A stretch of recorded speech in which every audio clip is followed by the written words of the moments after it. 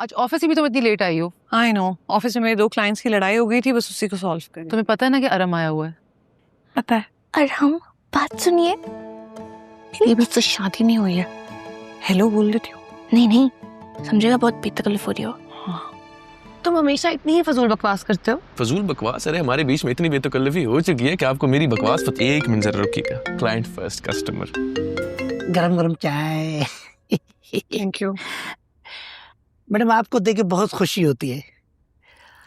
एक वो आदमी है सरकारी, सारा दिन फारिग बैठा रहता है, मेरे छोटे भाई की तरह। आपको देख के ज़ेबा मैडम की याद आती है। वो भी आपकी तरह बहुत मेहनत करती थी और हमें टिप भी देती थी। उस वक्त से तुम यहाँ पे लगे हुए हो। एक तो तुम लेट आते हो, ऊपर से इतना स्लो काम करते हो। वो भी जगह पड़ी हुई है, वो भी जगह पड़ी हुई है, मैं कर दूं? कमाल है यार, हद हो गई है। बाजी, आपके और मुश्क के कपड़े प्रेस हो गए हैं। अच्छा, तुम एक काम करो, तुम जरा चाय की लवाजमात भी देख लो, किसी चीज की कमी नहीं रह जानी चाहिए, ठीक है? और मुश्किल मीरम कहाँ रह गए? मशल, इतना तमाम करने की जरूरत नहीं है। अभी तो लड़का सिर्फ मिलने आ रहा है, रिश्ता थोड़ी हुआ है। मशल आप ही, आपका फोन आ रहा है। हाँ जी कदीर मामा। नहीं, वो बस 1-2 दिन में मुश्क का रिश्ता तय हो जाएगा ना, तो फिर मैं आपको अपडेट देती हूँ ना। हाँ जी। नहीं, वो रिश्ते वाले आगे, मैं आपको थोड़ी देर तक कॉल करती हूँ। हाँ जी, ओके ओके ओके। हाँ जी, मैं आई। चैन नहीं है बड़ी मियाँ को। आप दुआ करें कि सब कुछ खैर व आफियत से हो जाए पप्पू। बाबा मेरे पे बहुत बड़ी रिस्पॉन्सिबिलिटी डाल गए हैं। अरे मशल, अच्छा गुमान रखो। तुम देखना, उसे भी तुम्हारी तरह कदर करने वाला, मोहब्बत करने वाला, उसे समझने वाला साथी मिलेगा। आमीन। और अगर कदीर मामा का फिर से कॉल आ गया तो? हमसे बात कराना, हम देख लेंगे बड़ी मियाँ को। आज ऑफिस से भी तुम इतनी लेट आई हो। आई नो, ऑफिस में मेरे 2 क्लाइंट्स की लड़ाई हो गई थी, बस उसी को सॉल्व कर। तुम्हें पता है ना कि अरम आया हुआ है? पता है। अरे भाई, चली जाएगी। लग कितनी प्यारी रही है। रोशनी पप्पू, ये शादी करना तो मुश्किल काम क्यों है? हमें तो पता नहीं, हमने तो की नहीं। कहीं तुमने शादी का इरादा तो नहीं बदल दिया? नहीं, लेकिन डर तो लग रहा है। अच्छा आप जाओ, अरम वेट कर रहा है। तुम भी मेरे साथ चलो। नहीं मुश्क, मैं नहीं जाऊंगी। मीरम को साथ ले जाओ ना। मैं समझ सकती हूँ, घबरा रही हो। मीरम को साथ ले जाओ। Good idea. मीरा, देखा, सब ठीक हो जाएगा। क्या बनेगा हमारा पप्पू? अब ये हीरो बना बैक साइड किए खड़ा हुआ है। अच्छा बताओ, अब मुखातिब करने के लिए आवाज तो निकालनी होगी ना? क्या बोलोगी? अरहम, बात सुनिए, मेरी अभी तो शादी नहीं हुई है। हेलो बोल देती हूँ। नहीं नहीं, समझेगा, बहुत बेतकल्लुफ हो रही हो। तुम ऐसा करो, सलाम कर दो बस। सलाम कर दो। सलाम कर देती हूँ। हाँ सलाम। हाँ करो करो। अस्सलाम वालेकुम। वालेकुम अस्सलाम। मैं मीरम हूँ और ये मुश्क। जी मैं जानता हूँ इनको, अम्मी ने काफ़ी कुछ बताया इनके बारे में। माशाल्लाह, थोड़ा हौसला रखो। मुश्किल जहाँ पे किस्मत लिखी है उसकी शादी तो वहीं होगी। अमार, तुम ही उसको समझाओ ना, इसका देखभाल करो। मुझ ने बताया नहीं कि उसको अरम कैसा लगा, और अरम भी इतनी जल्दी उठकर चला गया। तो हम ना आंटी को फोन करके पूछ लो। नहीं, वो कहेंगे इन्हें कुछ ज्यादा ही जल्दी है, और फिर कॉल तो उनकी तरफ से आनी चाहिए ना। आ जाएगी उनकी कॉल, इतनी जल्दी किस बात की? जल्दी नहीं है, मुझे बस मुश्क की टेंशन हो रही है। देखो, इतनी जल्दबाजी ठीक नहीं है। सही कह रहे हैं आप। आई एम जस्ट वरीड अमार। बू, एक बात तो बताएं, ये शादी करने से इंसान इतना ही खुश होता है जितने मेरे क्लाइंट्स होते हैं? शादी के दिन तक। वैसे शादी अच्छी चीज है, इंसान को जिंदगी में एक मर्तबा जरूर करनी चाहिए। अच्छा आप तो बताएं, आप खुश हैं अपनी वाली से? मुतमईन हूँ, खानदान बन गया, और गुल्लो की बेलौस मोहब्बत और तुम दोनों का साथ, इसका नेमल बदल नहीं है। बांध भी तो लेती है। जिंदगी में एक वक्त ऐसा आता है जब इंसान इधर उधर भागते भागते थक जाता है, उकता जाता है बंजारेपन से। फिर वो एक जगह ठहरना चाहता है जहां उसे इत्मीनान मिल सके।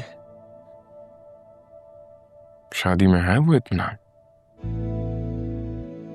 इत्मीनान किसी शख्स के साथ जुड़ जाने में है, उसका हाथ थामकर आगे बढ़ते रहने का नाम है। यानी इंसान अपनी आजादी कुर्बान कर सकता है।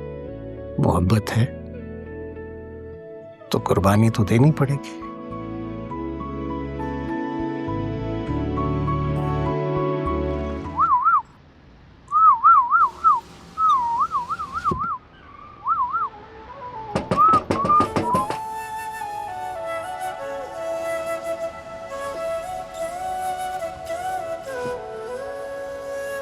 मैंने आपसे कहा था ना बहुत जल्द मुलाकात होगी, लेकिन अगले ही दिन इतनी सुबह सुबह यकीन नहीं आ रहा मुझे। तुम हमेशा इतनी ही फजूल बकवास करते हो। फजूल बकवास? अरे हमारे बीच में इतनी बेतकल्लफी हो चुकी है कि आपको मेरी बकवास एक मिनट जरा रुकिएगा। Client first customer. अस्सलाम वालेकुम फरहान साहब जी। हाँ मैंने आपको बोला था आप टेंशन नहीं ले, आप क्यों फिक्र कर रहे हैं, हो जाएगा, बता रहा हूँ। देखिए मैं आपकी पूरे इवेंट को लाइलैक और वाइट रोजेस से भर दूंगा, पिक्चर आ जाएगी।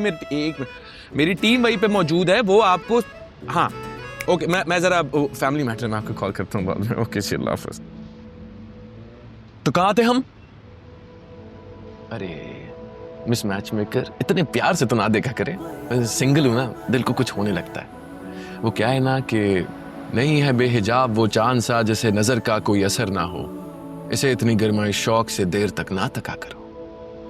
मैं तुम्हें नहीं देख रही, ये देख रही हूँ कि शायद तुम्हें खुद समझ आ जाए कि तुमने आज गाड़ी फिर गलत पार्क की है।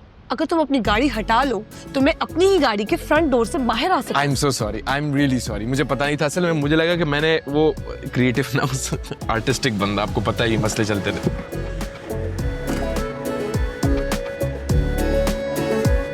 गरम गरम चाय। Thank you. मैडम आपको देख के बहुत खुशी होती है। एक वो आदमी है सरकारी, सारा दिन फारिग बैठा रहता है मेरे छोटे भाई की तरह। आपको देख के ज़ेबा मैडम की याद आती है। वो भी आपकी तरह बहुत मेहनत करती थी और हमें टिप भी देती थी।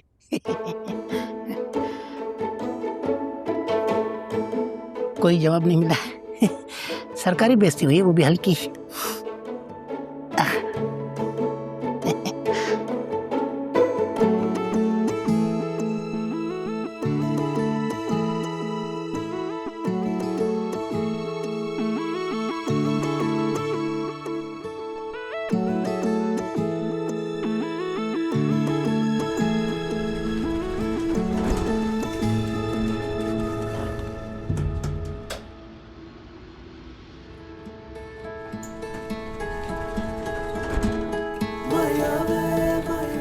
लिफ्ट हाथ के बजाय बटन से रोकनी चाहिए। कभी कभी सेंसर्स काम नहीं करते तो हाथ लिफ्ट में आ सकता है।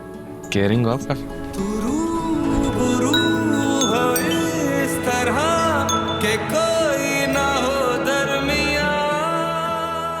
यार सुनो, मैं एक फैसला नहीं कर पा रहा। कौन सा फैसला?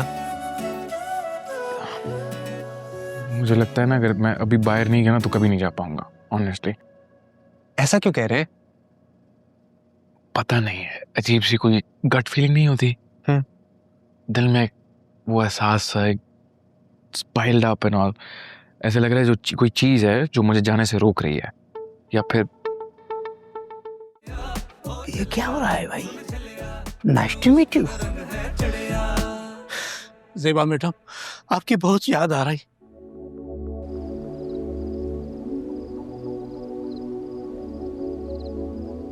क्या था उस मुस्कुराहट में?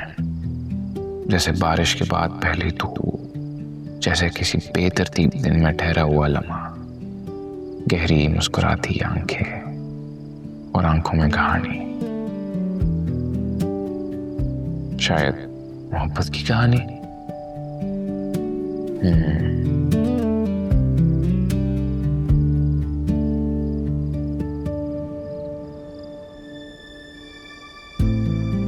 कुछ दिनों से बारिश का मौसम है, लेकिन ये बारिश सिर्फ बाहर नहीं बरस रही बल्कि मेरे दिल को भी जल थल कर रही है। मैं ऐसी अनकही बातों पर यकीन नहीं रखती, बल्कि मुझे तो डर लगता है ऐसे लम्हों से। शायद अच्छी लगने वाली चीज़ों से डरना भी चाहिए, क्योंकि वो अक्सर फरेब होती हैं या आदत बन जाती हैं, और आदत दिल को कमज़ोर करती है मोहब्बत की तरह। और मैं कमज़ोर नहीं हूँ। भाई क्या देख रहे हो वहाँ?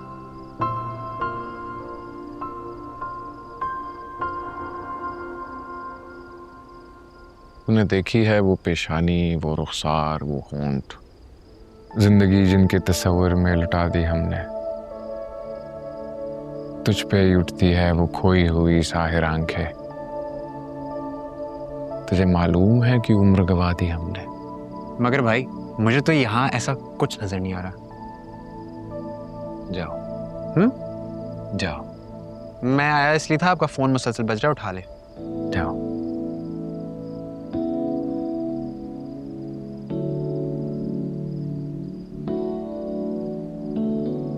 गुल्लू जी, मैं तो जा रही हूँ। अच्छा अम्मी अब्बू, मैं जा रहा हूँ। तुम दोनों एक साथ जा रहे हो? साथ? मैं तो ऑफिस जा रहा हूँ, आप कहाँ जा रही हैं? तुम नहीं जाओगे ऑफिस, आज तुम घर पे रहोगे। क्यों, आपकी दाहिनी आंख फटक रही है? नहीं, मेरा दिल बैठा जा रहा है। मैं डॉक्टर को बुलवाऊं अम्मी? अरे डॉक्टर की जरूरत नहीं है, बस तुम नहीं जाओगे घर। बहुत से काम निपटाने तुमने मेरे साथ आज। अम्मी मैं घर के जाले वगैरह साफ नहीं करूंगा, बबलू को किस लिए रखे, उससे करवाया करें। अरे नहीं, जाले नहीं साफ करवा रही मैं। भाई के लिए रिश्ता नहीं ढूंढना? ढूंढनी है, बल्कि मैं ही ढूंढूंगा। हाँ तो बस फिर मुझे ले चलो, वो रिश्ते वाली फरखंदा आपा है ना, उनके घर ले चलो। अम्मी रुक जाएं, हयात भाई से तो पूछ लें, क्या पता उनको कोई लड़की पसंद हो। साहबजादे, तुमने पहली दफा कोई माकूल बात की है। मुझे आपकी ये माकूल तजवीज जरा पसंद नहीं आई। वो आपकी तरह नहीं है, मेरा बेटा है। तुम भूले बिसरे माजी को कहीं दफन नहीं कर सकती हो? जब मैं चली जाऊंगी ना, तब अपनी मर्जी कर लीजिएगा आप। पक गई है, थोड़ी सुख गई है, कहाँ रखूं कहाँ रखूं। सर मुझे पता है आपके कौन से पेपर काम के हैं।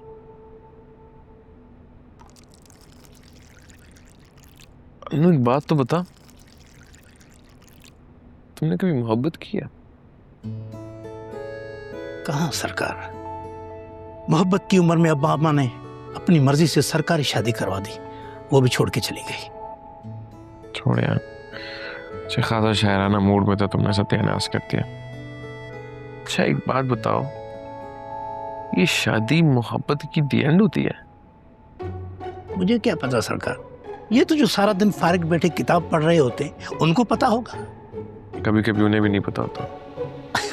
तो छोड़े, चाय पी, दिमाग को फ्रेश करें और किसी लैला के लिए मजनू बन जाए। वो भी सरकारी।